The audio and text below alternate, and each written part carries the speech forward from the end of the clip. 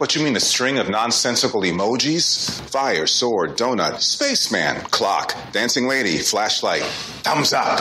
How am I supposed to know what that means? I ignited the flaming sword, used it to cut a hole in space and time. Mum's light flooded through it, then it closed up behind her. All good. Oswald, my friend! Bruce Wayne, what a lovely surprise. You certainly are getting out quite a lot these days, aren't you? The way I see it, everyone else in this town is having fun. Why shouldn't I? I agree. You and your insanely large bank account are more than welcome here. We're gonna need your shrink ray, Ray. I'm not particularly fond of that name.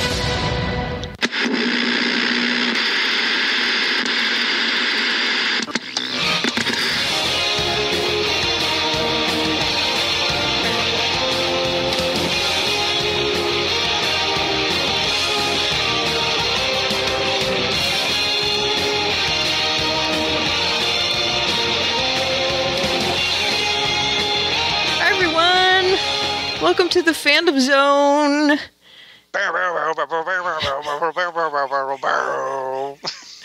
Don't worry, Charles. It got in there. It's good. My recorder's going, so don't worry about it. Yeah. So I am Karen. Welcome to episode 129 of the Fandom Zone, and I'm here with my lovely and talented co-host, Charles. Hello, everybody. As I hear, I'm not recording well. Not really. Not on my end. Not through my ear holes. I thought we were fine before. We thought we were. Are we not good now? No? Keep talking. Hold on. Production problems. Once again, thanks to Karen's sound or mixer. Hello? Hello. Better? No? Better a little bit. That's okay. We'll try it for a while and see how it goes. I don't want to keep everybody waiting because it's us. Better? I guess so. Yeah, let's go with that. No, don't say that. All right. Well, if it's bad, I'm not happy about it. I still have another podcast to do tomorrow. So. That's okay. I just we'll see how it goes. So far, all right. Well, tell me if it's super bad. All right. Okay. It's not super bad. Okay. I don't hear the buzzing. Okay. So can you hear what I'm saying though? I can. I don't think anybody else cares about all this though. So yeah, I know. Okay, well, unless you want to just start over. No, I'm going into my recorder. So all right. So episode 129 for the week ending February 10th, 2018. We will be talking about Lucifer 314, Supergirl 313, The Flash 413, Black Lightning 104, and Arrow 613. All right. Only 5 shows compared to the 6 shows we've had for the past few weeks. That's right. So we're cutting down shows because dun dun dun dun dun dun dun dun dun dun dun dun. All the superhero shows are running away from the Olympics as fast as they can. That's right. And we've already had the F word dropped. Yep. On the Olympics and a triple axel. Right.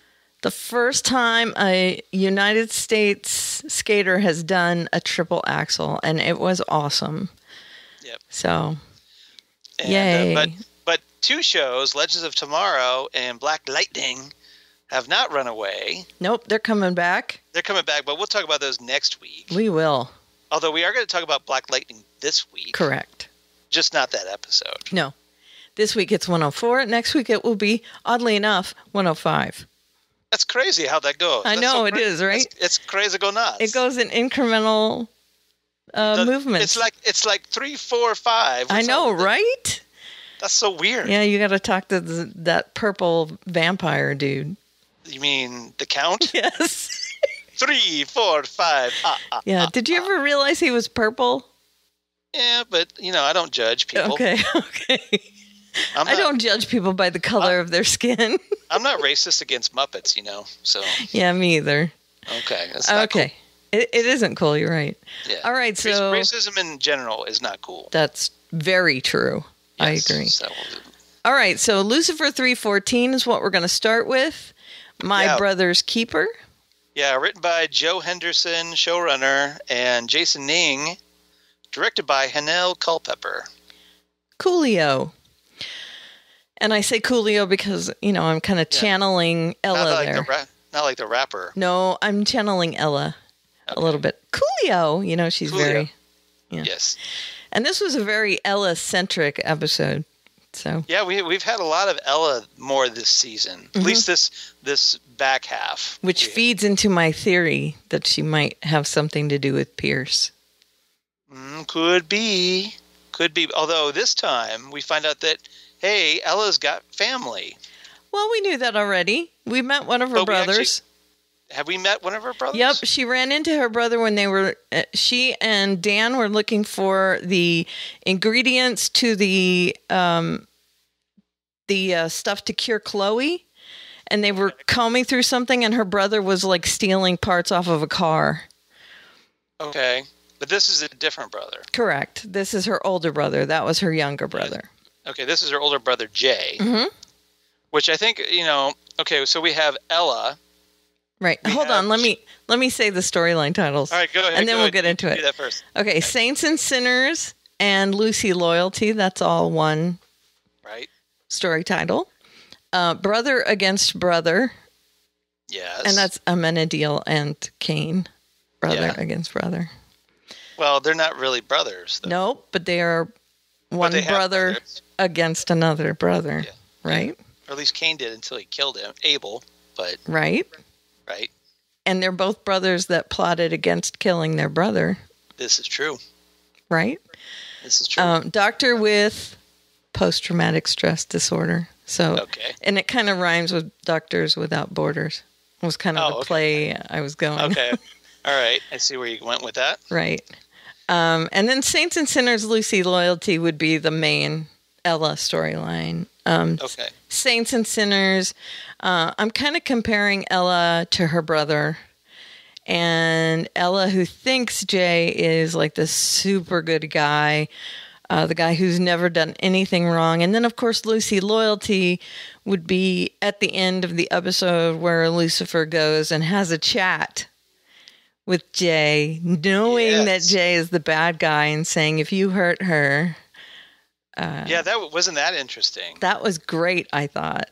And very unexpected, because up till now, we haven't really got a strong feeling about how he feels, about how Lucifer feels about Ella. Like he kind of generally dismisses her. Yeah, but apparently he cares about her more than he's been letting on. Right. Now remember, I think he really respects her for her strong faith. Right. Now, and this is after the episode where they were kind of paired together. Right.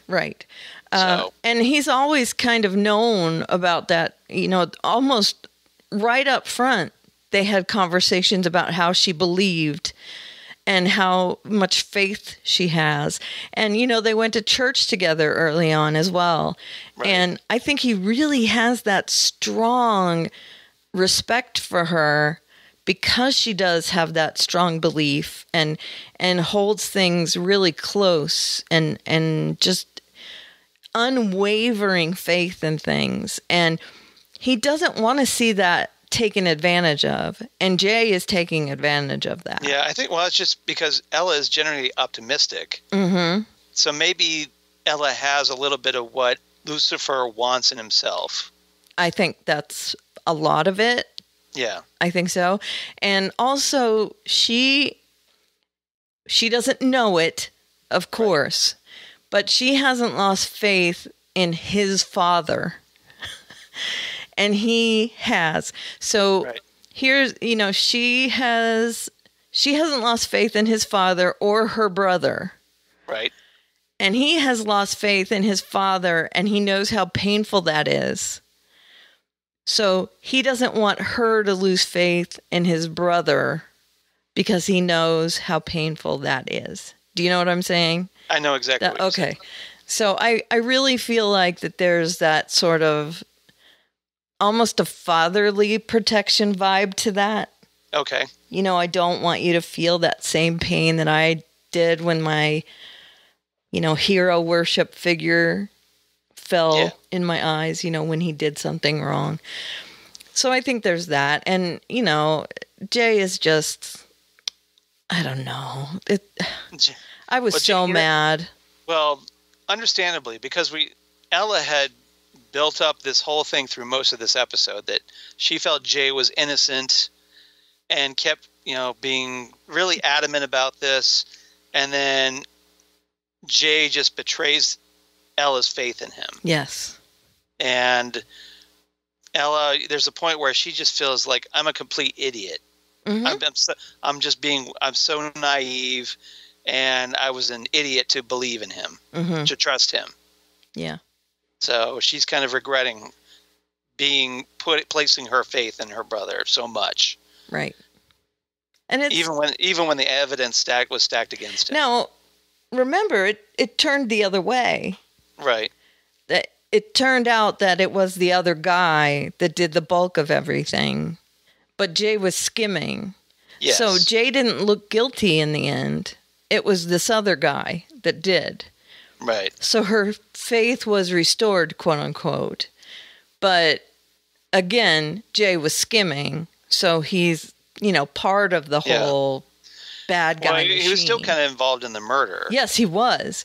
But it didn't come out that he was. I mean, someone else got pinned on. Legally. Right, Yeah, right. Yes. He's off the hook. Correct. So then she was like, I told you so. Right. And then, Lucy, of course, figured out that he is part of it. And so he goes to him and says, look, I see through you. Right. And that's where it got to the, I'm not going to tell her. He says, if you ever disappoint her again, I'll come for you. Yep. And I loved that. I really did. It's all scowly. Yeah. Yeah. But that was the main story. And I think a lot of the parallels were, that sort of, I'm disappointed in my dad, and I don't want you to be disappointed in your brother because he's like this father figure to you. And it was really touching to me to see that. And then I like that a lot. Yeah, me too. And then we had him going to Amenadiel, which I was actually surprised he hadn't done that sooner, but I kind of see why, because he really doesn't treat Amenadiel very well. No, he doesn't, does he? And I could see that he would kind of be tippy toes with Amenadiel, although Amenadiel does the same thing. To be fair, I mean, given their history, and everything that Amenadiel was up to the previous 2 seasons, right? So Amenadiel doesn't treat him well either. No, they have a tumultuous relationship. We'll put it that way. And sometimes they're friends. Sometimes. Well, sometimes they have common goals too. Right. But not so much. Not so much right now. Yeah. Yeah. But he goes to Amenadiel and he says, you're the one that put this. He figures out that Amenadiel put the curse on Cain. The mark of Cain, yes. Right. And take it off. Well, apparently Amenadiel was told to. Right. And he can't take it off, of course, because it's from God. It's the will of God, yes. Right. But, then they have this fight, Amenadiel and Cain, and that is really kind of cool. Yeah, it was. Well, for the example, for Cain, he can't be killed. Right. So there was a lot of scenes where he's impaled by something. Right. And, there's this one part where he lands on this kind of like iron spikes. Yep. Kind of like that one dude in The Walking Dead several seasons ago that they were like, okay, we're gonna have to cut off your leg because your leg's impaled on this thing. Yep. If you want to get away in time. That guy. Yep. So. Yeah, it was cool. It was like a iron gate or something, and yeah. It was a cool fight. And he's kind of casually Tom Welling just kind of casually laying there with this thing sticking out of his chest going, yeah, well, hey, whatever. Could you maybe help me off? Yeah, a little help. Yeah. For the effort. Right. Yeah, it was a pretty cool fight. And of course, they're always wrecking Lux. Yeah, they wrecked Lux on if I was Lucifer, I'd be like, come on, man. Where are you making money to pay for all this? I would invoice Menadil for this. Really? Yeah. And or Kane, and or both. Right. Or both, yeah. At least Kane has a job. Mm-hmm. What does Menadil do? Apparently he's a bum. Yeah. Well, he doesn't. It's not like he has to eat or anything. He's not even doing that fake psychiatry anymore. Right. He didn't have any clients, so it's not like he made any money. He was just there to spy on Linda. And then, of course, we have Dr. Linda, who gets a visit from Charlotte. And yes, she does. This is the first time she's seen Charlotte since Charlotte tried to kill her.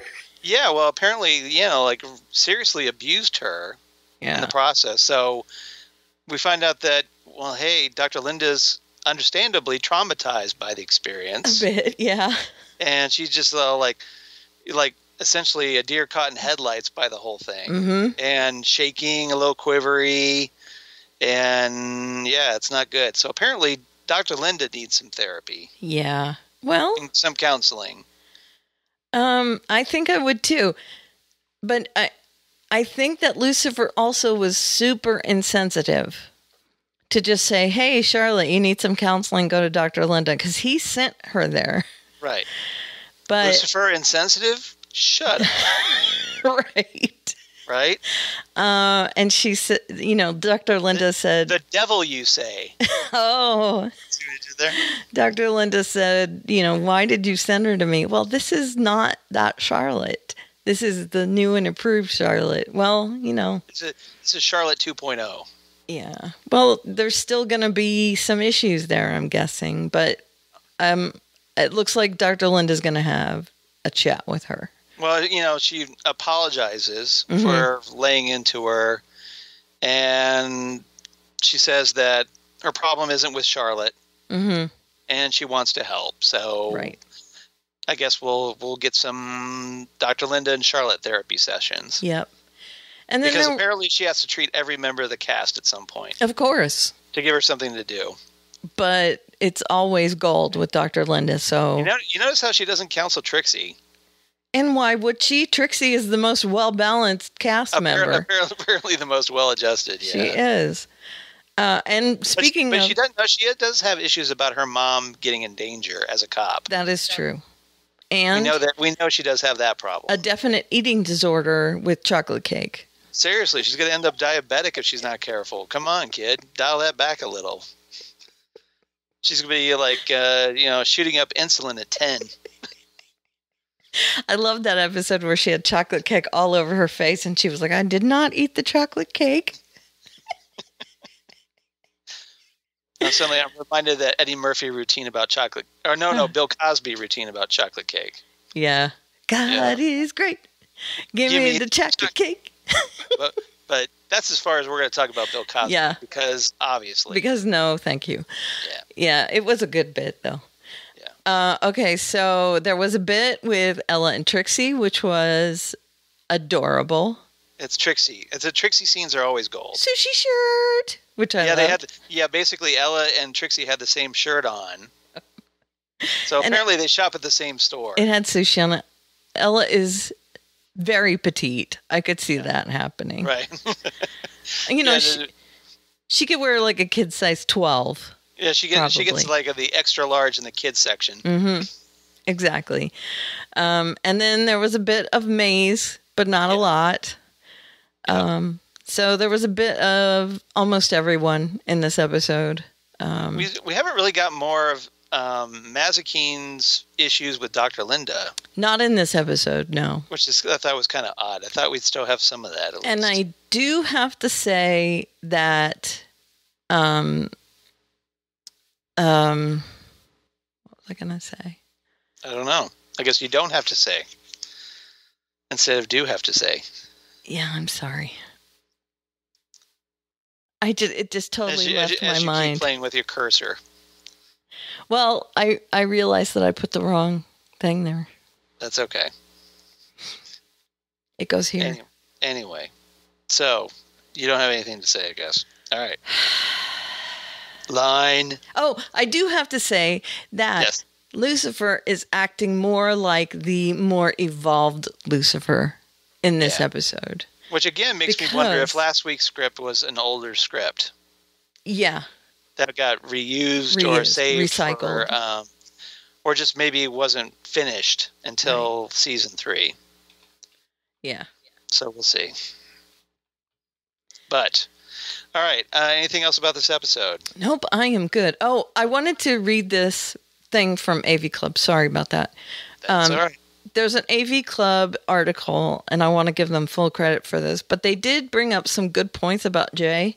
Yeah. And it says the biggest problem with Jay isn't that he's secretly a criminal, it's that he's an idiot. It's one thing for Ella to realize her older brother isn't the saint of the family. It's another for the audience to realize, even if she doesn't, just how far off the mark that is. Number 1, he leaves his wallet at the scene of the crime. Right. Number 2, he goes into hiding and doesn't think to call his LAPD employed sister for help. Number 3, he doesn't want Ella to know the truth about his work, but once she finds out, he can ask for immunity in exchange for helping out the investigation. He doesn't, and based on the conclusion to this, he wouldn't have needed immunity because he didn't actually do the diamond cleaning, though he does obstruct a lot of justice. Right. 4, he doesn't understand how doors and vantage points work. 5, he points a gun at a cop, refusing to believe his sister would be able to help him. 6, he knows which hotel the murderer, Dawn, is staying at and doesn't tell anyone. And finally, he believes Dawn when he says his phone died. So all of those put together, he's pretty much an idiot, right? Well, for most, I mean, a couple of those I can write off as that he was panicking. The vantage point thing? Yes, yeah. Yeah. So maybe he wasn't thinking, like, he wasn't having, like, awareness, full awareness of his surroundings. Right. I can overlook that because if you're panicking and you're in a rush, you overlook stuff. But the other stuff, not so much. Just dumb. He's basically an idiot, yes. Yeah. So I thought those talking points were pretty funny and kind of true. So I thought I'd share them with you guys. And if you never read the AV Club stuff, you need to go and read it because they have a really good reviews there. So I'm sure they appreciate your support. So hopefully they throw a little love our way in return. Sure. Yeah. All right. So what's your rating? I gave it 8 sushi shirts. Okay. I gave it a little bit more than you. I kind of like this one. And I'm liking that, once Ella kind of has more involvement, I like that they're doing more with her and developing her as a character. Mm-hmm. And we got Trixie, which is always definitely gold. Yeah. So I give it 8.5 stolen diamonds. Excellent. Yep. I kind of hope that Ella is Pierce's weakness. Yeah. I think that would be cool. Could be. All right. Supergirl 313. So, yep. So maybe he'll become vulnerable and be able to be killed. Mm-hmm. Yeah, that's possible. Because of Ella's faith. It could be. It could be. Supergirl 313. I've looked at love from both sides now. Okay. Sorry. You don't know that song either? I don't know that song either. You know me. I'm listening to the punk music and the 80s new wave and stuff. Right. And so no one knows that song. Not exactly in my wheelhouse. All right. Well, or the Beatles. I listen to the Beatles. There is a folk song from the 70s called Both Sides Now. And every time I see this title, I cannot help but think of it. So who sings that song? I don't know. Folk artist. Folk artist. Okay. This would be why I don't know it, because I'm not big into folk music. That's not my thing. Joni Mitchell. Okay. Well, see, I know of her, and I've listened to some of her stuff. Okay. But I don't know that one. All right, so this is written by Jessica Keller and Paula Yu, and directed by Jesse Warren. All righty. All right, what's our A, B, and C, Karen? Purity Testing. Nice. B story, Disappearing Act / Lena Learns? Question mark. Yeah, maybe. C story, Arranging the Window Dressing. Nice. Okay. So purity testing, presumably about purity. Correct. Yes. because duh. The second world killer. Correct. Collect them all. Her name is Julia. Is that her name? Yes. Julia. Okay. Julia. Okay. It's a Beatles song. Oh, okay. That's a Beatles song. Okay. A Beatles song. Beatles. Yes. So, all right. They find Julia, and it's off the White Album, by the way. Oh, all right. Yeah. If you heard of the White Album. Of course I have. Okay. I know albums, and I know most of their popular songs. I just don't know the B-sides or whatever. Got it. All right, so they find Purity, Julia Purity, and she doesn't know she's a world killer, of course, because of how that works. Yeah. And even though she was like, hit by a car and still alive. Well, that may have been something like, when you get adrenaline and you push the car off and all that, you know. Right. Kind of like what Sam went through. Exactly. Yes. Where she doesn't think that there's anything different about her, but she had something. Like she had some kind of temporary adrenaline rush that saved her life, and that was it. So I'm assuming that's what Julia thinks. Until, of course, she gets taken in and she goes all ragey and all that stuff. Then she breaks out and they go into the subway and there's this huge fight and Kara uses love to get through to her. Well, that's the power of love. That's right. That's the power of love. Dun, dun, dun. A little Huey Lewis coming to you on the countdown. I'm Casey Kasem. I'm Casey Kasem's ghost. And I need some scary snacks. Holy subways, Batman. Because he used to play Robin on Super Friends. Yeah, I know. He did the voice. Mm-hmm. Yeah. And he also did Shaggy. This is true. Mm-hmm. Zoinks! Yeah, I had a crush on Shaggy until I found out he did the voice, and then I was like, oh, no. That turned you off? Yeah, big time. Come on, Scoob! Yeah. Oh, there you go. Come on, Scoob! Raggy Rax! Ruby Rex. Yeah, I don't do those very well. All right, so... That's okay, I watched a lot of Hanna-Barbera as a kid, so... Me too, but yeah. Anyway. Okay, so they find her. They do this whole thing in the subway where they disrupt everybody's commute. Yep. They do all kinds of cave-ins, and so much damage. They're going to get so many hate tweets from this. Right? It's not even funny. It is not funny. Yeah. Subtweets galore. Hashtag stupid girl. Right. Oh. Stupid girl. You like that? Nice. That just tickled me for some reason. Hashtag stupid girl. Hashtag stupid girl. Yeah, so lots of stuff happening. They kind of talk her down and they bring her in again. Yeah. And she ends up getting away at the end of the episode. Well, yeah, because it's only episode 13. Of course she's going to get away. Right. So she and Rain are loose. Yep. In the city. They're world killer twinsies. Yeah. And that goes along with Sam taking some time off because Lena is saying, oh, you must be exhausted, except for the fact that she's never at work. So why is she exhausted? Well, she didn't voluntarily take off.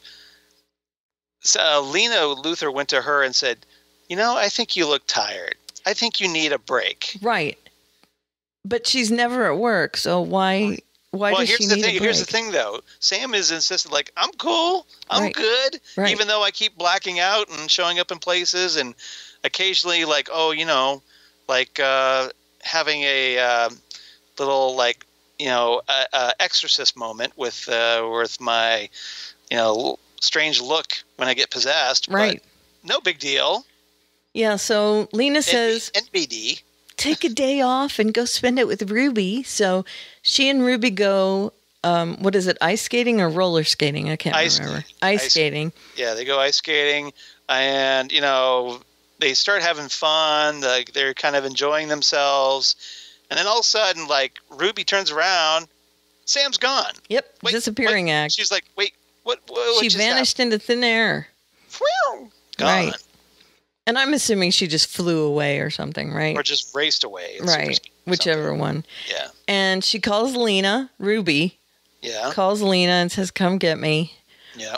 And Lena and she are talking, and I guess Ruby tells her all these things that have been happening, and is Lena putting things together? Because by the end of the episode, Lena is saying, I know what's going on with you.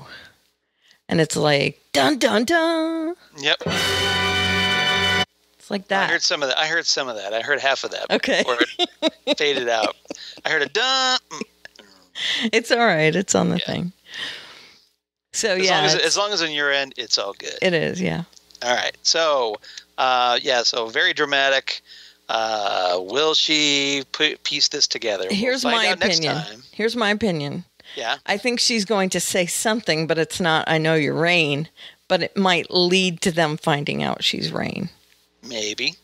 I don't think she knows she's Rain. Well, again, we still have 9 episodes to go in the season. Correct.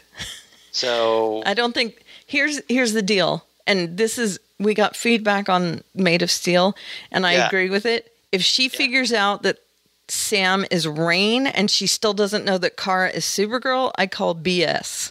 Yeah. Because Rain wears a mask. Well, just like, Lois with Superman, it's the glasses. Yeah, it's so stupid. They work every time. So stupid. Rain wears a mask that covers her whole face. Well, here's the thing. Why doesn't Lex Luthor figure out that Clark Kent is Superman? I don't know. It's so dumb. He did once in this Superman Volume 2, Number 2 by John Byrne. Yeah. Back in 87. He had this, basically fed a bunch of information in this computer and it spat out Clark Kent is Superman. And Lex is like, no way he's not Superman. Are you kidding me with that? I trust myself. I know his ego basically was just like, if I couldn't figure that out, then it can't be true. That computer is wrong, have it destroyed, blah, blah, blah. Yeah. Yeah. So. Well, I still think it's dumb that they haven't figured it out. Maybe Luthor's have a blind spot where this is concerned. Maybe. But she does see both of them all the time. Yeah. So, anyway. Well, to be fair, there was the bit with, remember, Jean impersonating Kara. I know. So, still, maybe, they look exactly alike. That's a pretty good, And she was with Mon-El, and Mon-El shows up with Kara all the time. Oh, Kara does kind of slouch more, like Christopher Reeve does. Oh, yeah, I guess. That really is the big difference. Well, it's presence. I guess. All right, and then arranging the window dressing, I'm so mad about this. Yeah. So mad. Mon-El and Imra. Ooh, I sense a rant coming. Have an arranged marriage. Yeah. Oh, yeah. Basically, we find out, Mon-El and Saturn Girl not quite in love. Right. As we thought. And now, at least on Mon-El's end, I think. Can I just... Yeah. This is supposed to be... Right. A women-empowered show. Yes. And this is from the 31st century. But alien culture... Not just that. I'm talking about from real-world stuff. Right. Okay? Yeah. Imra. Yeah. Yeah. She is literally just arm candy. She never goes to help with anything. I mean, she's just there. Yeah. Why doesn't she go with Mon-El to help anyone? I consider she have been an asset? I consider this Imra S. Gino. Saturn Girl name only. Mm-hmm. She's not Saturn Girl. Not the Saturn Girl I know. Right now she's nothing. Who is several times the Legion's leader. Mm-hmm. And confident and formidable. Right. This is not the Saturn Girl that I know. This is why I put window dressing.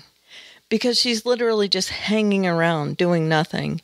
Yeah. And she says to Mon-El, are you still in love with her? And he says, I don't know. And I call BS on that as well because he does know. Right. He is still in love with her. You don't just fall out of love with someone. And she knows that. He would be better to say, of course I do, but I'm also in love with you. That would be better. Yeah. Right? Well, here's the thing that bothered me. He tells her that, well, I'm not sure how I feel about Kara. Mm-hmm. And she's supposed to just stand there and be cool about it, Right. going, like, oh, okay, I will give you some time to figure out your feelings, even though we're supposed to be married. Right. And supposedly even though maybe at first we weren't in love, we fell in love. Mm-hmm. Supposedly. Right. It makes me so mad. And then all of a sudden your ex-girlfriend shows up because we came back to the 21st century. And then now you're just like, oh, I have to work out my feelings about the issue. Right. Come on. And if this whole thing is a setup so that he and Kara can get back together, and I liked him and Kara together, but this seems really contrived. Yeah. So it's bothering me. Right. Right? I don't like this whole mess that's happening here. It's set up horribly and it's being executed horribly. Why did they even marry him off? Yeah. Why didn't they just bring them on as two single people? Well, right? The whole thing is they wanted to complicate the issue. They wanted Kara, angst. They wanted angst because, hey, the CW, between Kara and Mon-El, that it wasn't going to be all Well, rosy. they could have been in a relationship instead of married, because married really makes me mad. Exactly. Why didn't they have Mon-El fall in love with somebody else? Right. Like I don't know, Shadowlass, just saying. Married really pisses me off. Yeah. And then Imra says, maybe it's time to tell him why we really came here. Right. All menacing, like, what? Well, no, it's just more like, okay, we have an ulterior motive we haven't talked about yet for being here. Right. Which makes sense because why else would they be here? Yeah, but maybe now is the time. So does that mean they're supposed to let Kara die or something? Well, it just is like, well, hey, maybe we should have brought this up several episodes ago, that when we first showed up and got woken up and whatever. Yeah, but it seems like she's only saying it because he's talking about Kara. Like maybe we could have talked to Jean about it, if nothing else. Mm-hmm. Something. Again, she's window dressing. No, it's just bad writing. There are no bad characters. I'm a firm believer of this. There's bad writers. I am too. And this is, if they've been setting this whole thing up for this to break up a marriage, Kara would never want to break up a marriage, ever. She would never be happy with that. Well, it's going to be all Mon-El's fault. It doesn't matter. Because he's the dude. It doesn't matter. She would never want that to happen. Yeah. So, I cannot. I just don't like seeing Saturn Girl having to like, okay, I'll stand over here and just kind of, I don't know, read a magazine or something. Same. While you get your act together. And right. Figure out and also, I'll sit over here crossing my legs with Brainy while you go out and save the day all the time with your ex-girlfriend. Yeah. Even though I have really great powers that I could be out helping you with. Well, I'll be okay with it if they wake up Lightning Lad and hook Saturn Girl and Lightning Lad up. Instead, it's like, okay, Lightning Lad's here. I guess Saturn Girl could be with Lightning Lad, and that frees up Mon-El. That would be the only way I would deem this okay. Just right now it's a huge mess. And they're writing her so badly, it's making me mad. Right. So, there is a little bit of an issue there. Now, that's really the only part of the episode I hated with a vengeance. Right. Yeah. The rest of it I thought was really, really good, though. I liked seeing the other world killer. I liked... Yeah, I liked the actress that they had playing Purity. Yeah, she was great. She was really good, and she was really menacing. Mm-hmm. And with she obviously had white contacts in. Mm-hmm. And I think she was having a little trouble with the contacts at times. They hurt, those white contacts, I've heard. But she pulled it off, though, because she was very, she threw herself physically into the part. She did. Got really into it. And I thought she was a great physical actress, and I liked that a lot. I think so. And I also like the parts with Sam and Ruby and Lena and all that. So I think overall it was a good episode. I just hate the angstiness of the CW part, which I will never love. in a superhero show. If it was natural and it flowed out of the story, okay, but different. So many times on these CW superhero shows, it's forced, right, and doesn't need to be there. Mm-hmm. Well, same for Riverdale too. Really, if you watch Riverdale is a soap opera. Yeah, I mean they built that like that. Yeah, so I'm willing to forgive that. You know, that I just because it's supposed to be like right. That. They made it like that. So, yeah. I mean, I don't even think of that as Archie. It's a soap opera. It's like, you know, Supernatural. Okay. You know, it's a soap opera. It's not a real show. Set in Archie land. Yeah. Okay. All right. Anything else with Supergirl? I don't think so. I think now you were a little more generous on this one than I was. Yeah, because I loved the rest of the episode. I really, really loved it. Okay, so what's your rating? I gave it 8.5 Lisa Loeb songs because, hello, Jean. Yep. Really clued in. He's so woke with the Lisa Loeb songs and Empire and all that. You know Jean is listening to Coldplay too. Oh, big time. Big time. Yeah. Yeah. We got somebody needs to recommend something a little better for Jean. Even Maroon 5, because they got a new album out. Come on, Maroon 5, they're awesome. They were in their first album, and then they went downhill once they went, like, pop. And, you know, like, okay, the voice pop. How about OK Go? OK Go. Their videos are insane. Yeah, they are insane. I like OK Go. They're all right. All right. I have nothing against OK Go. That's good. Let's do that. So OK Go then. Yeah, I'm okay for OK Go. Okay. So let's go. What is your rating? My rating is 8 out of 10 bottles of Martian moonshine because Jean breaks out the good stuff. Now, there was a good part to that story where he and Mon... They're basically like, okay, you need a drink, son. Mm-hmm. I like that part of the storyline. Yeah. Because he does need to have a go to Jesus moment. Yep. But well, in Jean's case, it would be Haranmir. Go to Haranmir moment. The Martian god. Right. Yes. Right. Or go to Rao moment. That's a little in joke for all you Martian Manhunter fans out there. Right. All two of you. That's right. Yeah. 3, if you count me. Okay. All right. 3. All right. That's good. I have all of Martian Manhunter's runs. So if you know Haranmir, you know, points to you for catching that reference. Exactly. All right. But he is talking to Mon, so it could also be Rao. Haranmir Rao. Well, Rao is well, that's true. That's Kara's god. Isn't it kind of their god? Not Jean's god. Haranmir is I know, but I'm talking about Mon's. What would Mon-El? Mon's be? Daxam. I don't know. Daxamites have their own god, presumably. I guess so. Yeah, they don't follow Rao, at least. Well, they might in this continuity because with Daxam orbiting the same red sun as Krypton, maybe. Yeah. I don't know. It's a good question. Good question. All right. It's irrelevant. All right. What do elephants have to do with this? Yeah, I know. Okay. All right. The Flash 413. It was a horrible elephant depression. I liked it. Well, thank you. It was adorbs. Thank you. The Flash 413 True Colors. You let your true colors shining through. And I see your true colors, and that's why I love you. There you go. All right. Yep. Cyndi Lauper song turned into commercial fodder. Yeah, but I still love the song. It's a good song.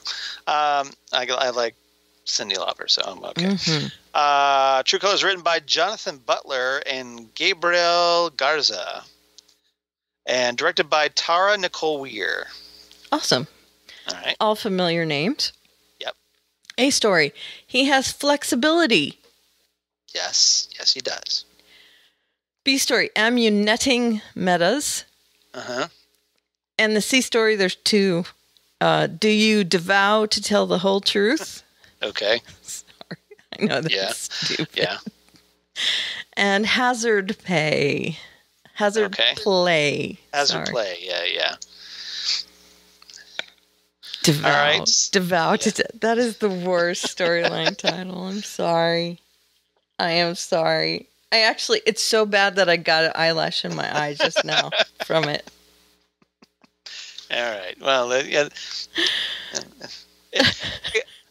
I give you, like a B for the effort Well, thank you. on that one. So you did, yeah. That was good. I see where you were going with it. So I'm done. Well, okay, he's testifying, and his name's DeVoe. So Right. Yeah. Yep. DeVoe. Yeah. Okay. I think it's kind of funny. It's kind of funny. It's funny because it's so stupid. It's like little kid funny. Yeah. Like little kid joke. Or dad funny. Oh, dad funny. Yeah, that's true. Like, yeah. Okay. Like a Clueless dad dad funny. Right. Yeah. Dad joke. Okay. All right, so he has flexibility as the main story, and this is, of course, Ralph Dibny as the elongated man. Although we don't get to see him as the elongated man. No, not too much, because he has taken on... This is apparently one of his powers that he doesn't have in the comic books. No, they just whipped up this brand new power for Ralph. They basically turned him into Plastic Man. Right. I guess for whatever reason, we don't have either the rights to Plastic Man or we're not going to use Plastic Man, but we're going to turn Ralph into Plastic Man. He seems to be an amalgam. So now he can suddenly shapeshift, like Jean. Right. And apparently he can change his own skin pigmentation. And voice. Now, voice I could kind of understand because maybe he would change his larynx. Sure. Okay. That one I could kind of buy if you knew how to do that. Right, but color? Color, like all of a sudden, Ralph is able to flood his skin with melanin. Yeah, I don't know. What? I don't know. And what about like, the stubble? He gets stubble right away. Well, maybe he stretched the beard hair that was already underneath the skin. Maybe. But it's pretty shaky ground, if you ask me. A lot of that's pretty shaky. Now, mind you, again, we're talking about superheroes, so... I'm guessing if Sterling Gates had written this episode, as he wrote the major 2 Elongated Man episodes this season, probably would have come up with something a little better. Just saying. Yeah. Now, one of the things I did love about this storyline was that it gave the actors that he was impersonating... Right. A chance to play the Ralph Dibny character as them, as their character. So basically, they could be more comedic because it's Ralph struggling to pull off the impression, right? Yes. Which I thought was great. Impersonation, yeah. To see the I can't remember his name, the warden. Warden Wolf. Yeah. With the little ticks like Ralph Dibny. Yep. Was fantastic. Yeah, well, that guy was early the bounty hunter on Firefly, if you recall. Mm-hmm. You know, the guy that said, does that seem right to you? That guy? If you were a Firefly fan? Yeah. I kept waiting for, Warden Wolf to say, does that seem right to you? Yeah. But no such luck. So I knew that guy could act. Mm-hmm. So I was looking forward to seeing this, and he does had some comedic chops as evidenced in Firefly, even though he was playing a bounty hunter that was there to kill everybody. Right. But so I was looking forward to that. So the Richard Brooks, he's a really good actor. Right, like Richard Brooks. Yes, that is correct. He was great. And they end up killing him off. Yeah. And just about everybody else. But I think that was part of the plan that Amunet and DeVoe had. The thinker, yeah. That they didn't want him in the way anymore. So, I mean, I think that was part of their end game already. So you want to do that? Almost kind of leads us into Amuneting metas. Sure. He was setting up... Well, the last episode was... It ended up where we saw Wolf taking... Barry into custody, quote unquote, in order to deliver him. Yeah, basically he knocked him out. Right. And he called up Amunet and he said, hey girl, I got you a superhero. Right. Now, he had more than one meta. He had a few of them in cages, one of them being Hazard. Right. And they're all villains that we met this season, villains from the bus. Right. Except for Barry. Right. And being on the bus, that's kind of important. Right. Especially considering that, was it the Thinker had the perfect opportunity to kill Barry, did not take it. Yep, he did. For a deliberate reason. Mm-hmm. So, yeah. Wait. Why? Why didn't he kill Barry? Well, here's my theory on this. Because, okay, he killed everybody that was on the bus. Right. To get their powers. Right. Right? Uh-huh. But he can't take Flash's powers. Just using all those tentacle things to essentially suck that out of them. Right. Whatever. Their abilities and memories or whatnot. I think he just basically came up with this plan. And, like, he manipulated this whole thing with the bus. And to get all these powers. Like, those are the specific power set that I need to pull off this goal. Or whatever. Okay. We don't know what the end game is yet. Right. I don't. But apparently, I think he wanted this specific power set. Okay. And he doesn't need Barry? But why would he let Barry go? Well, maybe he figures, that he wasn't familiar with Ralph impersonating him because that hadn't happened. So he figured Barry was just going to go back to jail. So he figured Barry was going to go back to jail, and he was out of the picture. So this was something that the Thinker, who keeps saying, well, I'm 5 steps ahead of you, did not see coming. Right. Because, one, it was a variable that was thrown into the mix that he couldn't have possibly anticipated. Right. With Ralph figuring out this power. Right. Yeah. And he chose a different body also in this episode. Yeah. Really interesting. He went, of all the bodies that he could have taken for himself, he goes for Hazard. Yeah. Who's like all of 5 foot tall. Yeah. If that. Maybe more closer to 4'10". Maybe he wanted to see what it was like on the other side. Like a chick. Yeah. Yeah.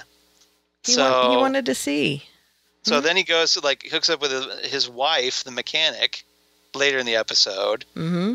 So he's like, "Hey, honey, check out the new bod."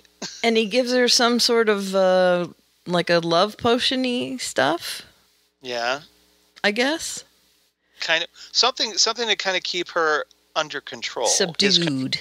Yes, maybe a tranquilizer of some sort. Right, and. Like a super Valium. And what she was going through music in her head to stop him from breaking in. Thoughts. So that kind of stopped that from happening. Maybe. But yeah, that was dirty. Yeah. So, when we find out at the end of the episode that she's having her own concerns, especially now that, hey, he's in Hazard's body. Mm-hmm. And it's like, okay, I'm not sure where this whole plan thing of yours is going. Right, but he gives her whatever that is, and she. So I think the Thinker has his own agenda. Oh yeah. And on top of, he hasn't told his wife. He's not clued her in on his ultimate goal here. Right, and of course, with Ralph being able to shift into other people's bodies, he takes the form of DeVoe and clears Barry of the charges, which gets him he out. Basically walks into the courtroom, wheels in the courtroom, and is like, "Hey, everybody, I'm alive. Look, I'm alive. How can he be like? I guess we'll just hey, free Barry and bye, everybody. How could he have killed me? Yeah. So there's that. You're like a DeVoe out. Peace out. Right. And then they all gather at Barry's house at the end, and they realize that DeVoe, the real DeVoe, is going after all the bus metas. Right. And just before Ralph Dibny walks in, they're like, "We have our own bus meta." And he's like, "Hi, everyone." Yep. So it's like, well, hey, Ralph, you might be a target. Yeah, or we could use you as bait. I don't know which one they were leaning towards there. Probably more the bait. Yeah, probably more the bait. We have our own bus meta. Yep. So, yeah, there was... And Ralph's just like, what? What? Why is everybody looking at me? Who's behind me? Nose twitches. Twitch. So, I'm guessing we'll see where that goes. Yeah. Now, I have to admit... that this was not my favorite episode because I don't like that they threw this power at us that is not Ralph's power. Yeah. Because it didn't make sense to me and it took me out of the episode. Well, for me, they did this basically to wrap up the whole Barry's in the Slammer. Which you love. Well, here's the thing. This is the 4th episode. Right. You know, the first episode he got busted. Are you just happy that they went on your schedule? Well, I did call it, didn't I? I know you did. Perfect. So 4 episodes. No, I'm happy he's out. Yeah. Don't get me wrong. I'm happy he's out. Right. And he's still, even up to the point where he gets left out, he still didn't know how to do the hash marks. Well, that whole courtroom thing and, you know, him being in the Slammer or whatnot was just dumb. Yes. It was poorly executed. Mm-hmm. So the sooner it was over, the better. I agree. In my opinion. I want to see Barry back out on the streets being a hero. Honestly, is that a reason just to read it? Thank God he's out. Well, not only that, but the fact that, I kind of like, you know, I did like the fact that Ralph he is going to be able to bring more to the table. A utility player, yeah. Yes, and I like seeing Katie Sackhoff as Amunet with her really hammy British accent, but for some reason that just tickles me for some reason. Yeah, you know what? After talking about it, I'm wondering whether I should raise my grade a little bit. I think you should, at least a half point. All right. I will. Did I talk you into it? Yes, you did. And talking about the episode helped. Good. And and I like the little Killer Frost pep talk. Yes. To Ralph. That was good. And I like the fact that she just turns herself into Killer Frost because Ralph's not listening to Caitlin. Right. So until you've tried to kill the team. Yeah, exactly. All right. So are we good on this episode? I think we're good. So my rating for this episode, I'll go first this time. I'm still more generous than you, but I give it 8.5 napkins clogging a toilet because this was Barry's big escape plan. Yeah. Now, that was one thing I did. Another thing I really liked about this episode. Barry was doing science. Mm-hmm. He was sciencing the hell out of everything. Yep. Like forget Matt Damon, you know, in The Martian. Barry was sciencing. And it's like, yes, he's a scientist. Mm-hmm. They're letting him be a scientist. And Star Labs is nowhere to be found, giving him pointers on everything. He was being Barry. He was being the Barry that I want to see. So, yes, I gave that an extra half point. That's a good point. Thank you. That was very good. I like that. I want more science Barry. Yeah, me too. More smart Barry. Yeah. More independent Barry. Mm-hmm. Like he was when he showed up on Arrow. Yeah. Yeah, like when his first appearance, when he's the CSI guy on the scene, and he doesn't have speed.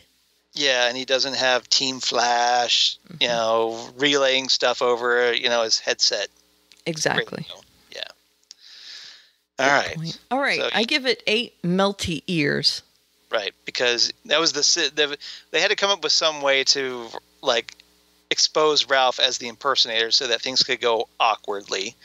And so that was the big tell, that Ralph's left ear would kind of droop over, you know, kind of like my cats, you know, when yes, exactly. At certain times. Yes.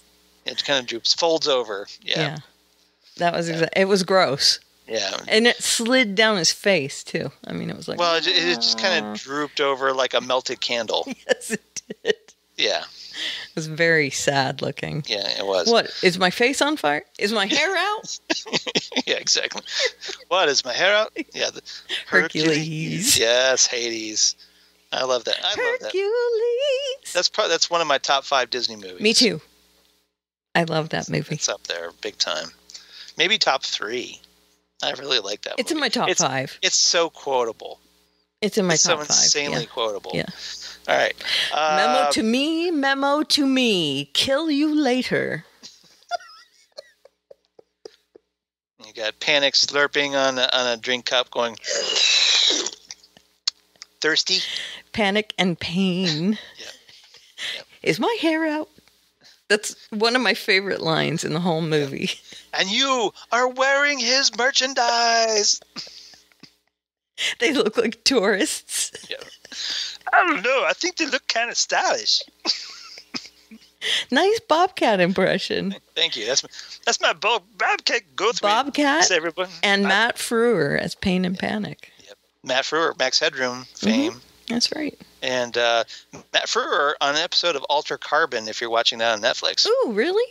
Yeah. I haven't started Alter He's Carbon. like in episode 5. It's pretty cool. Is it?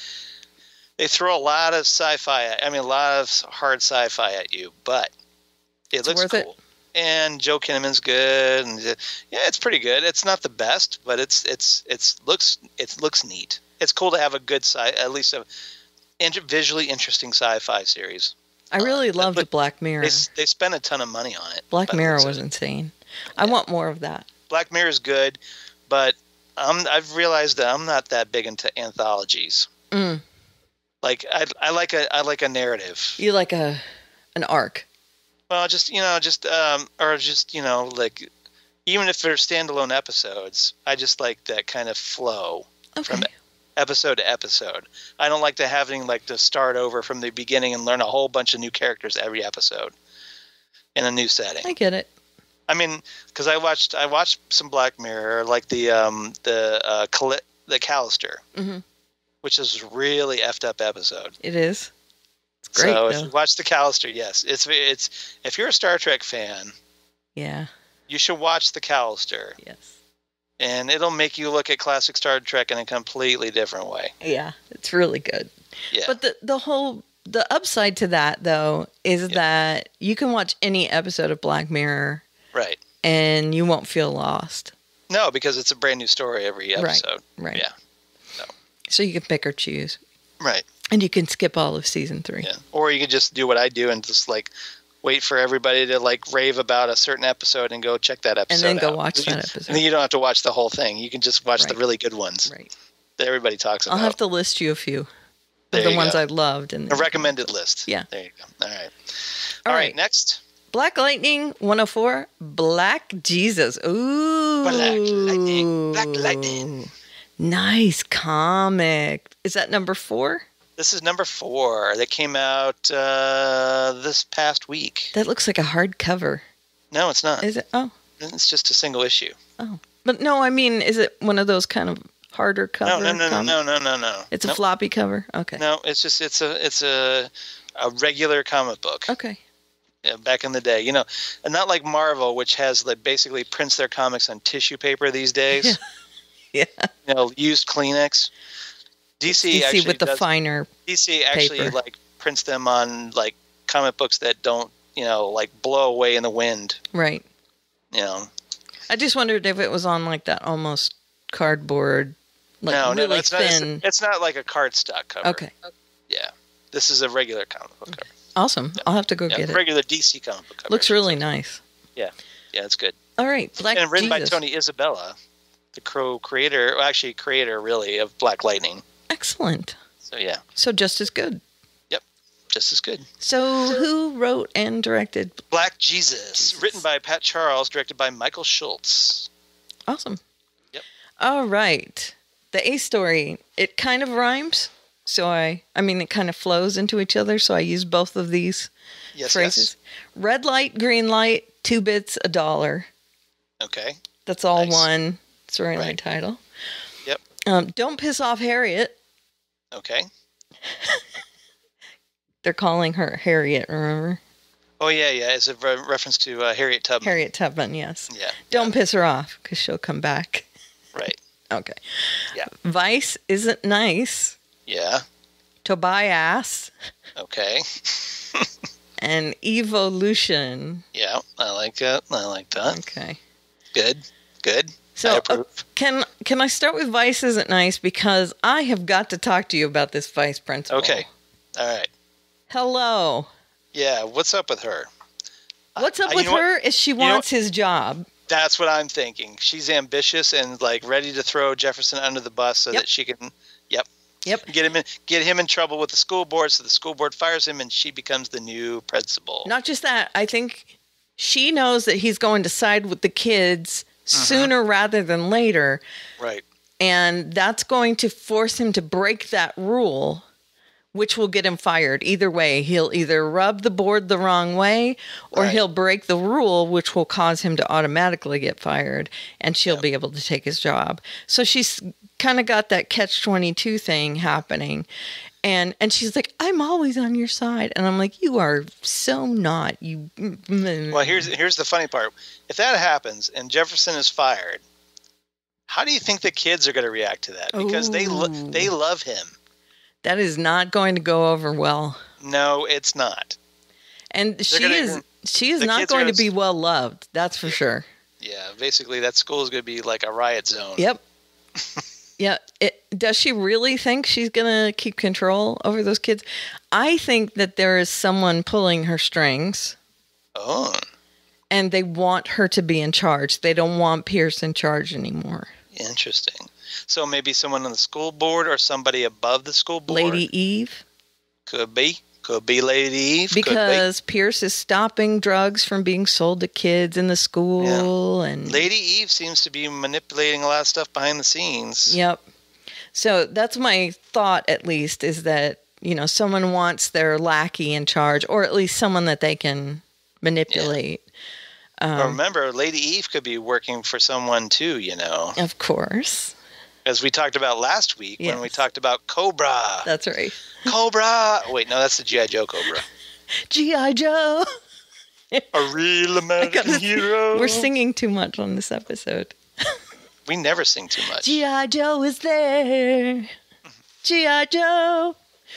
The more you know, and knowing is half the battle. And knowing is half the battle.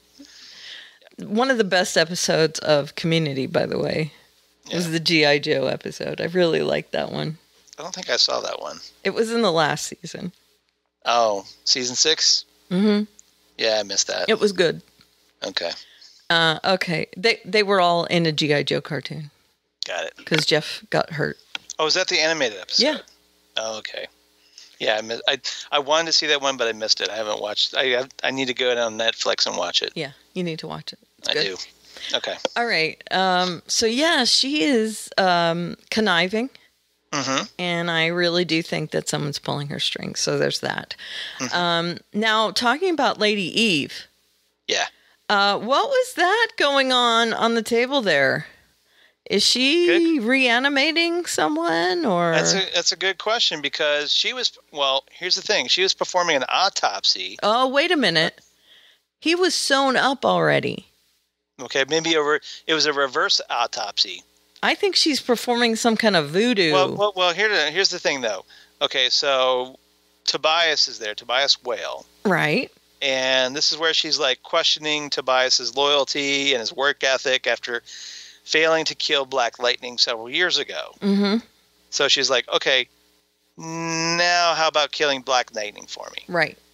Okay. Because he's not dead, and you assured me he was. So just as Tobias walks out the door, the body on the table opens its eyes. Right. But here's what I got from it. The dude has the autopsy scars, but they're sealed up already. Yeah. So he's already been autopsied. Yeah. And she's doing some weird thing with like a liposuction tool. I think what she's doing is she's like injecting stuff in order to... Well, here's my theory on this. Zombify him or something? Apparently, she got a hold of Madame Gao in New York, and Madame Gao, working with the Hand, sent her Lady Eve a shipment of the resurrection juice. No? No.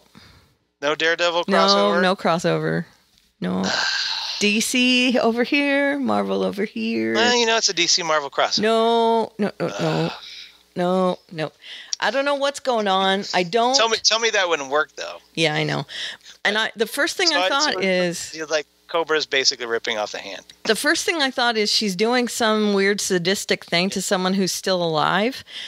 But then I looked at it and I thought, this guy's already been autopsied, so she's bringing him back to life.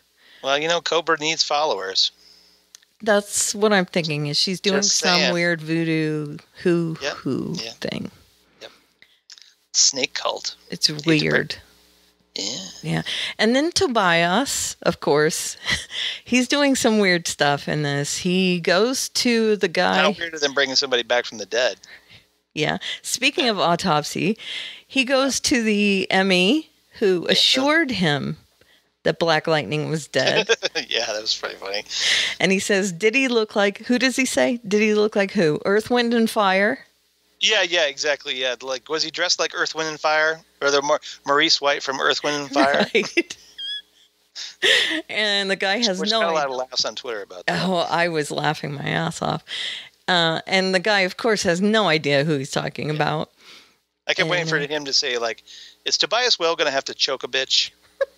Right. Okay, nice Pulp Fiction reference. Thank you. No. Actually, I was going with, was it that Rick James? What's his name? Yeah. You know the comedian I'm talking about. From Comedy Central. Yeah. Dave Chappelle. Yes. Dave Chappelle's Rick James. Yeah. Yeah. Do I got a choke a bitch? Yeah. Yeah. Rick James got a choke. But it's kind of how, what's his name would talk on Pulp Fiction, right? Mm-hmm. Yeah. Reminded me of that. Anyway, so Tobias goes and intimidates that guy and finds out, of course, the Black Lightning's not dead. And that guy doesn't have long to live. Right. And then he figures out a plan to make people hate Black Lightning. And that is... Yep. That's Supervillain 101, is to turn the public opinion against the hero. That's right. Especially in the Marvel Universe. That's right. So he finds the kid who was shot. Khalil. Right. Khalil. Yeah, so Khalil, he hooks Khalil up off camera with like money and video games and sport gear and whatnot. Mm-hmm. And so, keeps whispering into his ear that, hey, Black Lightning's why you're in this. He could have saved you. Yeah, it's all Black Lightning's fault. But you got shot instead. Yeah. Yeah. So he's really ramping up the ass part of his name. Well, he's the villain. Mm-hmm. Supposed to. Well, he's a minor villain. Oh, and then he says, oh, by the way, I have a cure for your pain. That's right. The first one's free. Yep. Well, the taste. Yeah, you get the first taste is free. Mm-hmm. So. Exactly. Okay, and then don't piss off Harriet. Okay, what's the daughter's name, please? Anissa. Anissa, thank you. Yeah, the older daughter. Right. So Anissa is driving around, and she sees two of her students standing on the corner with some drug dealers that are trying to sell them drugs. Yeah. They're the ones selling this new drug, Green Light, which is on the streets. And she pulls over and says, "Get in the car." Yeah. And the two drug dealers are like, she tells the kids to get back to school because remember she's a teacher. Right. And they're like, whatever. And the two guys are like, you're fronting. What is up with you? They're calling her all kinds of names. Well, she like confronts the dealers. Mm-hmm. Well, she was like ready to go into them, lay into them with her powers. Right. But she had to like, maybe not. Right. Then they called her a bitch. Yeah. And she turns back around. Yeah, that's not a good move. Right. She turned back around and kind of, got all up in their face, and they didn't know what to do with that. Yeah. And then she got back in the car. Yeah. Then she got back to him later and knocked both of them out. Yeah, she did. And then she had checked her vital signs, realizes one of them was in pretty bad shape, so she had to call the ambulance. Right. But still, don't piss her off because that is bad news. And I actually kind of enjoyed that. Thunder. Feel the thunder. Yeah. Lightning in the thunder. They deserved it. So the red light, green light, 2 bits a dollar. Now, okay, there's some serious tones here, but I gotta say, the biggest laugh of the whole episode. 2 bits. 2 bits. Yeah, this guy is essentially like the Turk of Black Lightning. Like if you're a Daredevil fan, because a lot of this show seems to be following the Daredevil format. Mm-hmm. then definitely 2-Bits is like the Turk of this show. So basically, shady guy connected to a lot of low crime in the city, but he's an idiot. Oh boy. And yeah. Wow, to ask for a selfie before he gets knocked out. Right. Well, you got to admire the balls, though. Right. That was a ballsy move to go like selfie, but like before you knock me out. Yeah, a selfie. How about a selfie? And of course, and Black Lightning's like. He kind of looks at him. I mean, he's almost like gonna take the picture, and he's like, "What are you?" And he knocks him out. Yeah. So what are you doing, fool? Yeah, that's right. So 2-Bits is someone that he went to school with. Right. Tries to confront him as himself first and gets nowhere. Right. But he's one of the people running this red light stuff. Green light stuff. I'm sorry, green light stuff. Yeah. And he only finds out stuff when he goes back as Black Lightning. Right. And 2-Bits gives him a little more information, and I'm guessing it's just going to unravel as we move along. Yeah. Yeah, so hopefully we see the return of 2-Bits. Oh, please. They need to have that guy just get the crap kicked out of him by Black Lightning on a regular basis. We have got to see more of him. And, okay, who's his side guy? The guy who helps him. Oh, you mean who helps Jefferson? Yeah. Peter Gamby. Thank you. Gamby. Oh. Gamby was in this one, and I have to say, this episode I felt like there was a little bit of stretching for me, a little bit of chewing the scenery for me with him. Like some of his lines that got delivered, I was like, yeah. Okay, not so much. Didn't quite work for you? It didn't ring so true. And it's not that he was, it's not even the ones that he was facetious about. Yeah. There were some other lines that I was like, okay, you're a better actor than that. Because he's been better in the past. But this one was... They were very expository. Yes. And I felt like, okay, this isn't the actor that we've been seeing in these episodes. So this one wasn't as good. Now, I love that character. And if they go the way of the comics with him, it's going to be super interesting. Right. To see where that goes, because he has a bit of a past connected to Black Lightning's past. So we'll find that out if that happens. Not giving away anything. But anyway, I just... The parts where he was like quoting... and I think he was quoting the rapper, but I know the rapper was quoting Scarface. Okay.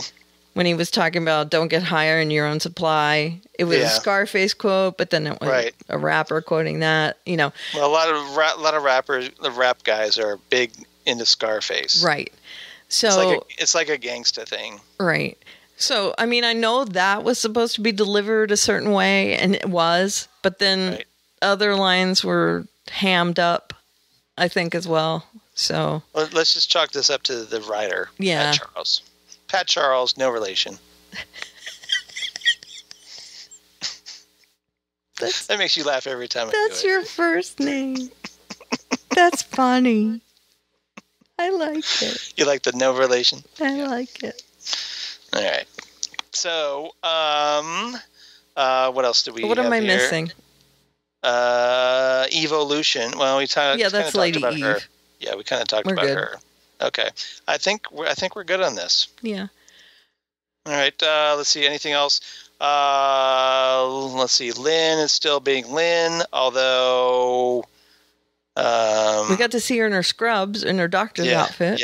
Yeah. She does say that Lynn tells her, like, okay, I'm kind of upset at you for putting on the suit again, but I still love you. Right. So a little softening. A little bit. Not much. They need more. Yes, especially since... To make her more likable, because right now, not so much. Especially since her daughter is using her powers. Yeah. That needs to happen fast. Right. And Jennifer isn't really down with Khalil, all this stuff that Khalil suddenly hooked up with. And Khalil, now he's kind of buying into his own news reports. Right. And Jennifer is just kind of like, I quit track to like be supportive for you. Right. Yeah. Yeah. So there's some she friction might be kind of regretting that. Yeah. Plus, he's going to get in with Tobias and everything, and she's not going to be up for that at all. No. But maybe it will lead her into getting in trouble. Mm-hmm. And then, of course, Black Lightning has to save his daughter again. Right. At least until they get their own superpowers and can save themselves. Mm-hmm. Yeah. All right. Yeah, I think that's everything. Unless Thunder comes in to save her sister instead. That's a thought as well. Yeah. So I was like, maybe Black Lightning doesn't always have to be the one that rescues Jennifer. Let's hope so. Yeah. We could have some powerful women on this show too. Yeah, it'd be nice. Well, we are going to get one bitchy. Well, mother. we are going to get Thunder. Thunder, so, yeah. So maybe eventually Lightning, but maybe like a season 2 or 3. Yeah. So, because remember, Thea wasn't like Speedy for a while. Don't mention her. She's not in this Arrow, so I don't have to do the. She's not. impression. She's not in this Arrow. But I like your impression. No, not tonight. All right, not in the Thea mood. No Thea's tonight. Boo. No. Thumbs down. Sorry. I could whine about my legs hurting. Downgrade. Okay. My legs hurt. Guy. Okay, there you go. All right. I guess they'll have to do. Okay. All right. Speaking of Arrow. Well, can we give our grades? Yeah, go ahead and give our grades. I give it 8 selfies. Okay. Again, I was a little more generous. 8.5 green light tablets. Excellent. Some good stuff in there. 2 bits was great. Lady Eve is becoming more intriguing by the moment. Squidgy. So squidgy. Yeah. And that vice principal storyline, while it is menacing, it's very intriguing. Yeah. Oh, and I did like that really awkward dinner that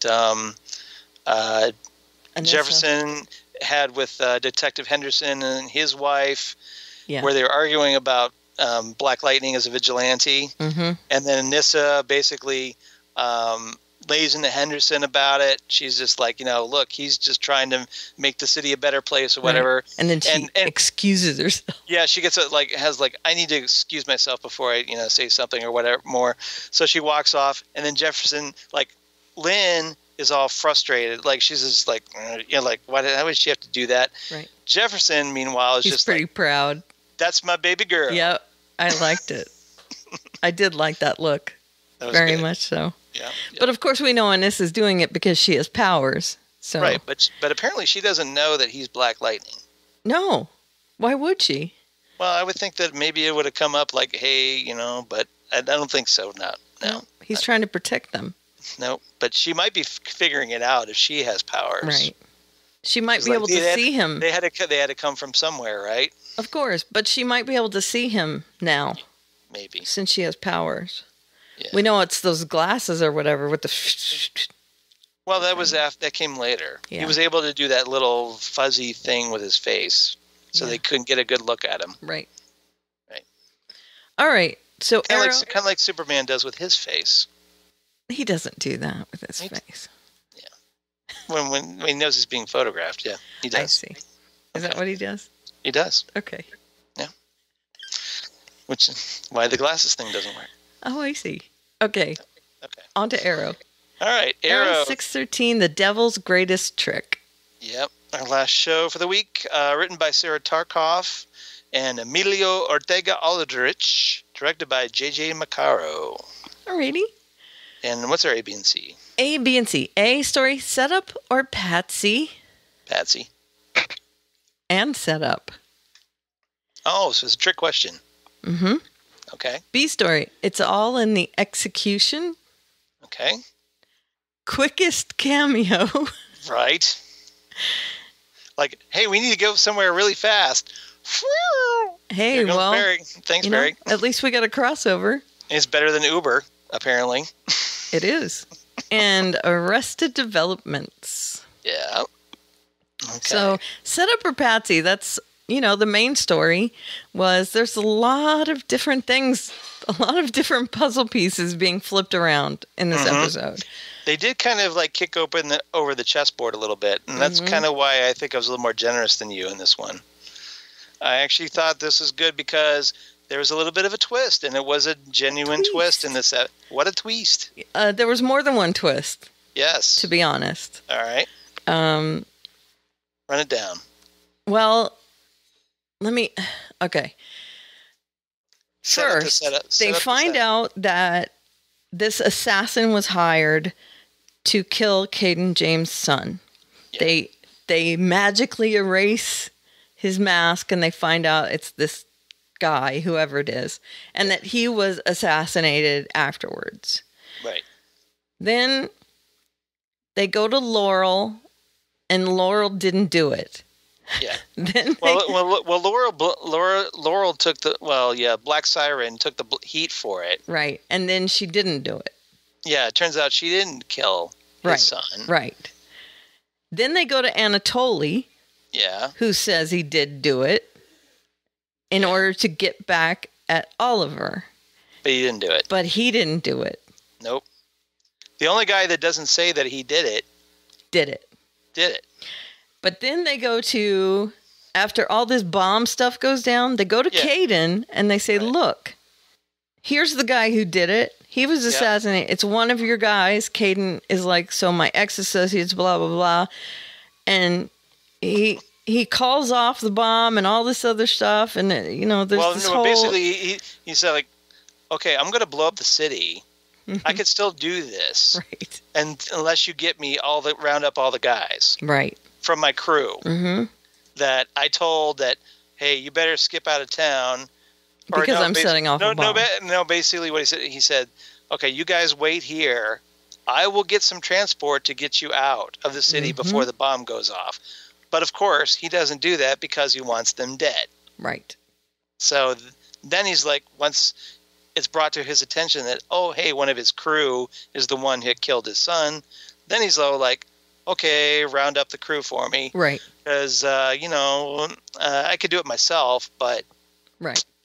I would rather have you do it. Right. And we do get flashbacks to him and his son and how they're not really connecting. Because he's a big old nerd that, he's hacker and his guy. Son's and his son jock. is like a jock. Yeah. Playing high school basketball. Right. So they're not connecting, and then his son gets killed, and he's all like, what? Well, then he also knows that I think his son knows that his father's up to kind of shady stuff. Mm-hmm. And then the FBI show up and arrest him.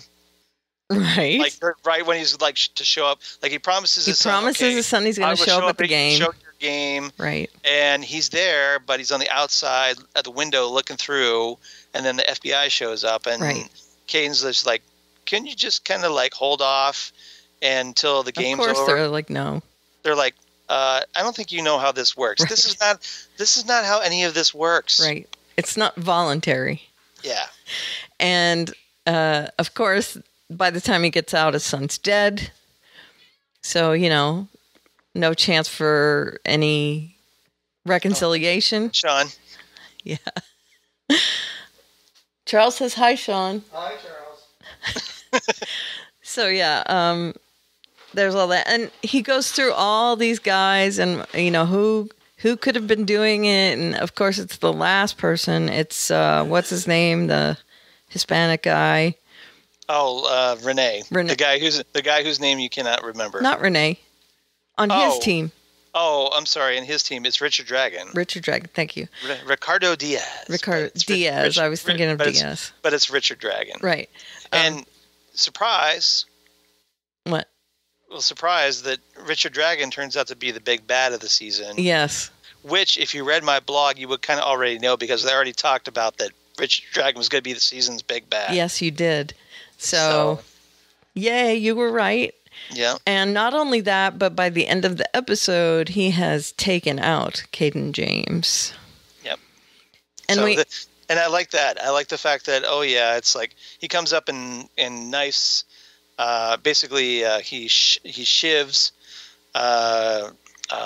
Caden James, it's taken off the board. So now, hey, Caden, you can be reunited with your dead son. Yep. Exactly. Hey, maybe now you can. Maybe now you can spend some time together. Quality time. Yep. For all eternity. Until the ghost FBI arrests you and takes you away. That's right. So setup and Patsy. I mean, that was... There were setups and there were patsies. So all of the above. Now, it's all in the execution. This is, of course, Dinah and her... She wanted to execute, as she put it. Yeah. Black Siren. Dinah was a little off the map on this one. Well... I mean, I get why she wanted to because, hey, me too. Black Siren killed her lover. But she should have been able to be talked down. But remember, like, you're the hero. You're supposed to be, like, fighting the bad guys. Right. Not so much killing them. And she's really ragey about it. She's just like, I want to kill her. Right. Dinah smash. And I kept waiting for, like, Quentin Lance to go, like, okay, dial it back a little. To be fair, yes, she has been working with Oliver, who has no compunction about killing someone who has done what Laurel has done. Right. So, in her mind, she is a good guy for wanting to kill Laurel. But the whole point was to say, hey, we're better than Oliver. I get that. So, but again, if you want to be better than Oliver, then maybe you shouldn't be doing this. In her mind, I know. There's still a, hey, I want to kill the bad guy thing. So there's, she's ragey, remember? So she's like, I got to kill. This is still kind of feeding my theory that they're going to kill off Dinah. I know it is. And she doesn't get to, obviously, because she's being too much of a hothead about this. Yeah. And that gets you in trouble. Big time. And by the end of the episode, Laurel is beaten up and lots of other things. And she is taken into custody by her father. And it's a very, very rough cut scene where she is put into the back of his cruiser. And he says that deep down, somewhere inside is his daughter. Yep. And it is a very, very uncomfortable scene to watch. Pretty much. Now, quickest cameo. I love this because it was interesting. They were like, okay, how are we going to catch up with Caden James? He's on his way out of town. And it's like, it was like a cartoon where someone goes, I know a way, and a little light bulb shows up above their head. So it's like, let me pull up my cell phone. I'll call Barry. And he'll drop whatever he's doing. And like literally, in prison. All we see is this red blur. And the next thing you see is Oliver and Diggle standing there in their superhero outfits. I know. Right next to Caden James. So I'm thinking, they're just, anytime they want somebody to get somewhere really quick, they'll call up Barry.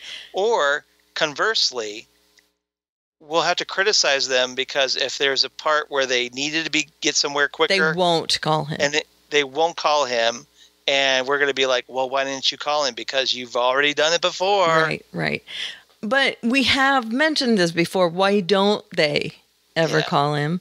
And I did like that they did that in this instance. They didn't ask him to stick around and, hey, maybe we could use your help. Because he's got other things. They went through the whole thing, him, Diggle, and Felicity saying, okay, we need some help on this one. He was trying to break out of jail. Let's bring in the B team. He was trying to break out of jail. He could have done that, like in 20 seconds when he did do it in 20 seconds. I know, but my point is like he could do a little more in another 20 seconds. I know. But I see why they did it. It was for comedic effect. I know, but it's just and pointing out that they did know each other. So yeah. And there was some bits with William, and William actually. Oh my God, William. Yeah, he kind of showed that. Caden had a horrible relationship with his son, and he saw that Oliver was acting like a dad, and that's what made Caden kind of not set off the bomb. It was the dumbest thing. I have a theory. Okay.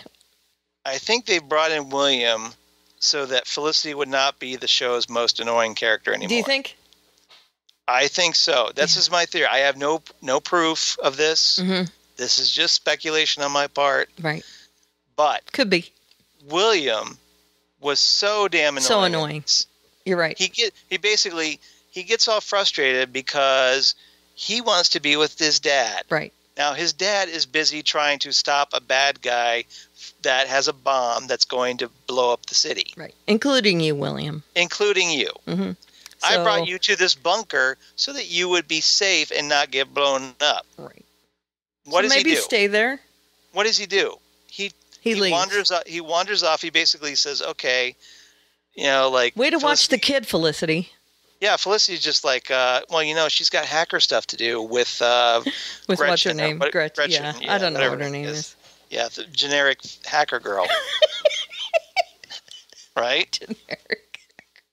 Felicity, too. Fake geek girl is what I call her, because she's like... Yeah, that whole thing. Yeah, I know. That part was just lame. She looks like the girl from the fake geek girl meme, is why. She does kind of look like that girl. Doesn't Gretchen? Mm-hmm. Yeah. Anyway. Yeah, I wasn't fond of that whole William thing. No, but and then, he shows up. Somehow he tracks his dad down. Mm-hmm. We don't understand how. Through the whole city he finds Through the whole city, he tracked his dad down where he's confronting Kate and James at the most critical moment. And then just like, oh, hey, Dad. And then once he's in there. It's not take your son to superhero day. And Kate and James is like, wait. How did you get here? What is this? Right. What is your kid doing here? Right. Kate and James is us. Don't you understand that we're having like this superhero villain moment here and you're just waltzing in? Yeah. You're cramping our style, dude. Seriously. Yeah. I know. It was... Shut up, William. So contrived. Yeah. But it was, oh, hey, here's the example of a good dad. So then Oliver has to take William aside and go, look, Daddy's a little busy at the moment trying to stop the supervillain. You said you weren't going to lie to me anymore. This is why my theory is that, let's make William the most annoying character on Arrow. Yeah. And it's working because, for one, the kid who's playing William, not that good of an actor. No. He's really bad. Like, he's so wooden, he should be like a NBA basketball floor. Ooh. Oh, snap. Ooh. Oh. I heard that. I wish I had. I have to drop my headset because that's my microphone dropped. He's so wooden, he got a leaf growing out of his nose. He's so wooden that Geppetto wants to make him a real boy. Oh.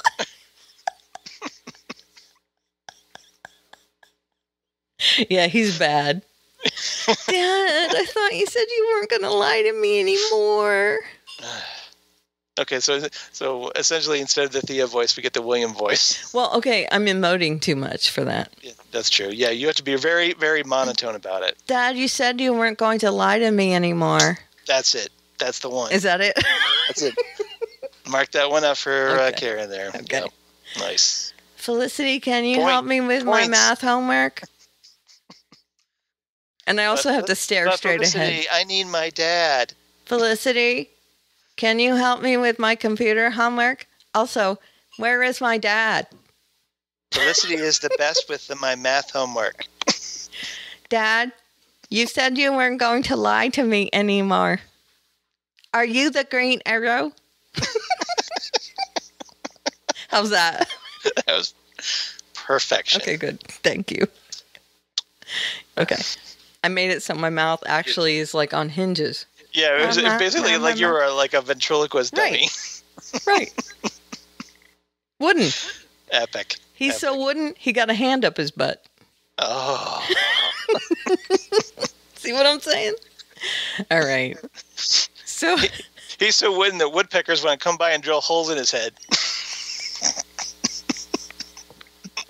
He's so wooden that people want to make birdhouses out of him in wood shop. Nice. He's so wooden that Bill. Wait a minute. He's so wooden. Mm-hmm. Oh man, I'm bad. Hashtag William So Wooden. Oh my God, that's epic. Oh. All right. Okay. Oh my God. We just started a new meme, everybody. Enjoy. Enjoy, Phil. Yeah, exactly. Your move, Phil Parrish. Your move. Your All move, right, Phil anything Parrish. Shut up. No, William. are we good with this I think episode? we're good. Okay. What did you give it? We have to be because my face is hurting from Yeah, I know, smiling. me too. Oh, that's awesome. All right. What's your rating? I give it 8 flash backpacks because that's what William had a flash backpack. He's still my favorite superhero. I don't like the Arrow. I like the Flash. The Flash came and moved you in this episode, Dad.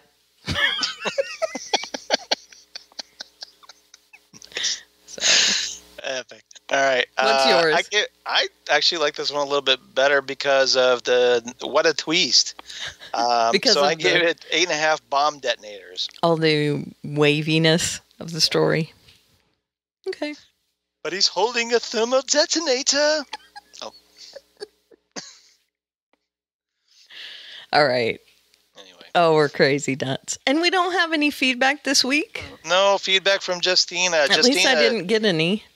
You, let me check to make sure there isn't anything on the Gmail. Checking the Gmail. Gmail denied. Oh, no.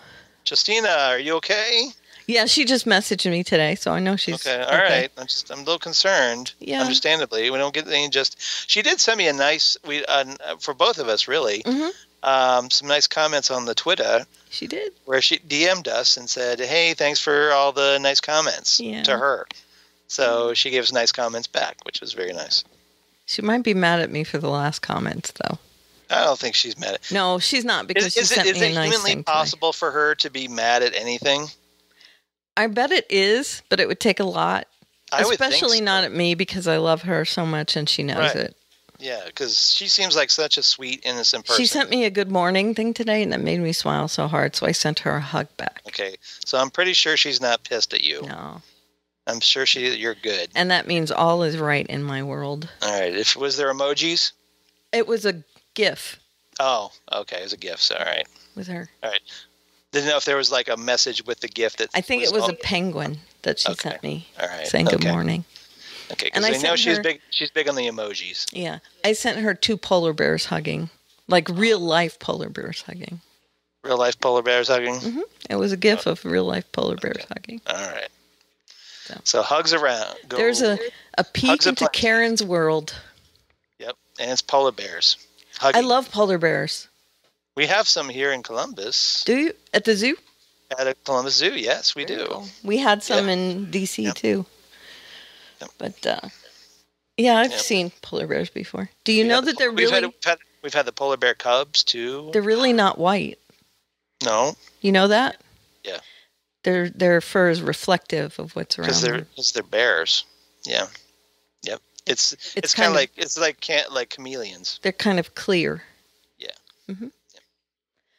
I know. The more you know. It's adaptive. All right, so no feedback. Rainbow. Or you know. Ding. Ding, ding, ding, ding.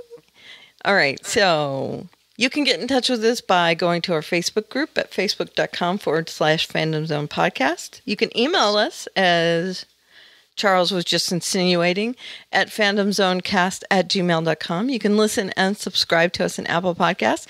Please give us a review. That's stars and or message.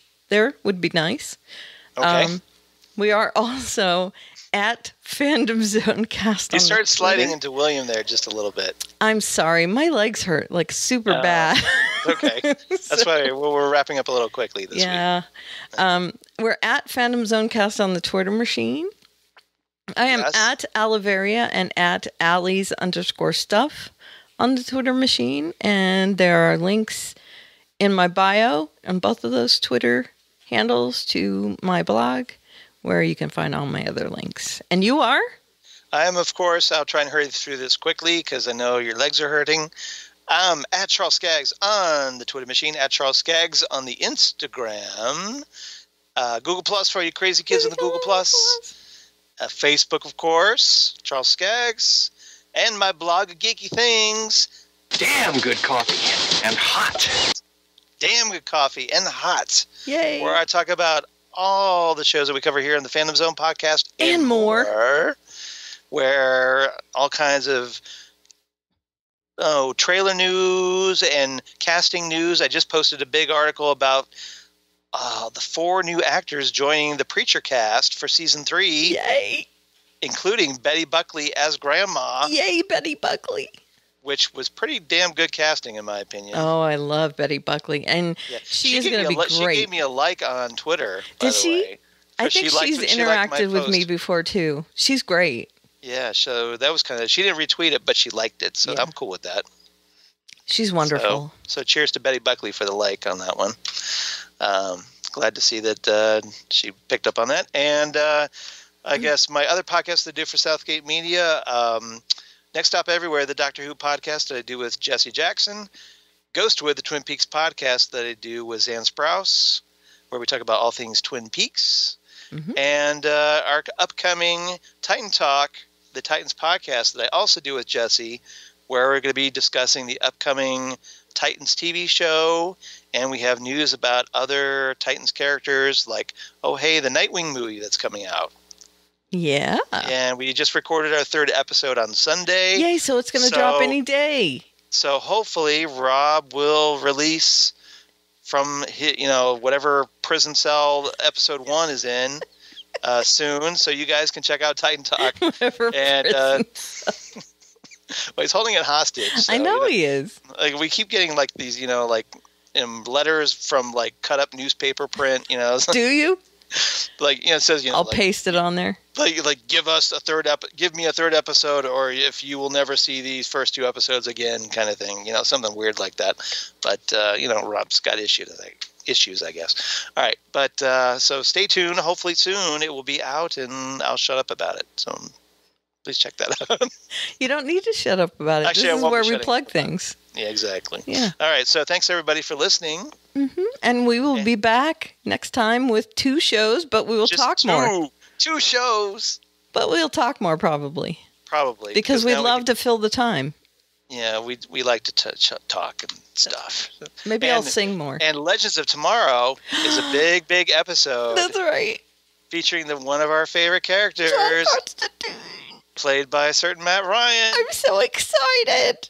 And I watched the episode last night, and it's really good. I'm so excited. Yeah, this is gonna be a fun talk back. So come on back for episode 130 of the Fandom Zone. And we'll see you next time. Right here in this spot, right here. Bye. Bye, everybody.